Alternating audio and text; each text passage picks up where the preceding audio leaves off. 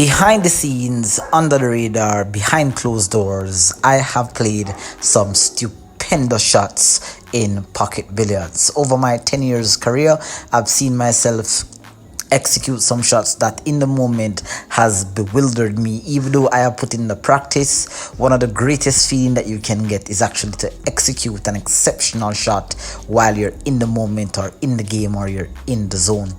In this rack, I'll be highlighting a jump bank shot here that I executed against my opponent in one of those evening practice sessions that we were having. It really felt good coming off the shaft, and I would love to share this one with you. So do not forget to hit the subscribe button below, turn on your post notification bell, leave some positive questions and comments down below, and do not forget to share this out to your pool community. So let's jump into the rack and see how it unravels itself here. A beautiful break shot there by ApexElgenio with nice spread on the cue ball. Looks to be a very tricky rack from the offset here.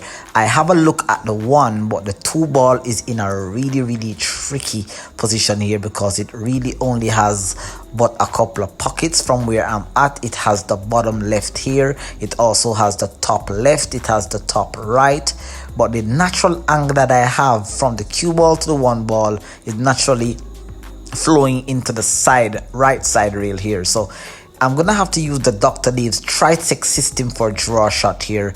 Slow speed, slow stun, trying to hold it for the bottom left pocket here, but I definitely overrolled that shot. Definitely did a little bit more stun and less speed in order to hold it for that shot. So I'm definitely in a tricky position here. I only have a bank, and what I've noticed with myself, especially on this table, is that when I go for my bank shots, I tend to always come a little bit short. And as you can see, just like the last 4 uploads that you've been seeing on the channel, you would have seen we are banking on this table often tends to bank a little bit short here. Now I've left the object ball into the pocket, partially snookering my opponent here. My opponent, Kimoni Dunn, is actually an improving C+ player that is, just recently got involved into the game over a year and a half ago.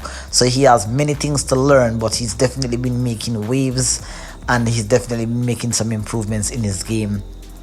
Let's see if he can get himself out of this one. He's going for a slight stun or slight masse around the 10 here just to knock it in. But he has to be careful because he didn't really execute that one very well. Hit the 10 ball completely full, made a mess completely of that shot. And he had to be careful because if he had even massed it, potentially could have followed the 2 ball into the corner pocket there. Now I immediately got ball in hand and went on the offense. Definitely would have needed a little bit more time on that just to finesse or fine-tune the angle going into the cluster, because that 5 ball is in trouble. And went on the offense for the first shot and going on the offense again for the second shot here. This 5 ball is in a lot of trouble here because now I only have a bank available on the 5. But how do I get from the 5? I try to break out the 5, which leaves me with this nasty position here on the 4, and this is not one of my favorite shots at all. Whenever you're trying to pot an object ball into the side pocket at an acute angle using spin, whether left or right spin, it can be very tricky and really requires a lot of finesse in the stroke. But poorly executed shot there, somewhat got the 5 ball out because of a double hit, but missed the shot. So definitely wasn't the best execution there, leaving my opponent here with an awkward shot. Now my opponent decides to go for the bank here, and just reviewing this video, I was wondering why didn't he just go for the natural cut into the top right, maybe just using some stun follow coming up. But he decided to go for the bank, and then here he just played a safety in between decisions. He literally called the bank, but then he actually just went for a save, and it was a really good save. As you can see, he has covered both the cue ball and the object ball. Now when you're playing with a a lower level player than my skill set here, this is a really good safety and gives you a chance to come back to the table. But now with the skill set that I've acquired over the years, seeing Shane Van Boening pull this off in the World Pool Masters 2015 Championship against John Mora, boom, a stupendous shot executed by ApexElgenio there into the side pocket there. Definitely calling that shot.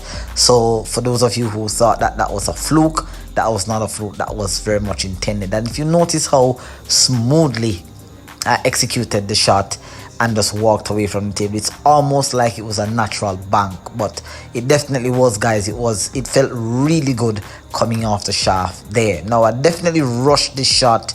I'm not sure what I was trying to do there. I'm not sure if I was trying to play a 5-10 or a 5-10-9 combo, but made a complete mess of that one there. So as you can see, the rock, I wish that it had been more exceptionally executed, but you know, some uncharacteristic miss. There's always something to learn from these rocks. Whenever I do these videos, it's not necessarily to perhaps, you know, teach you something. It's to show you what goes on literally in the moment. You know, sometimes you have a decision to make and now you're seeing the decision that should have been made after that moment here. Now my opponent doesn't really have much of an option. He decides to go for the bank, and I was very perplexed as to why didn't he go for the cut.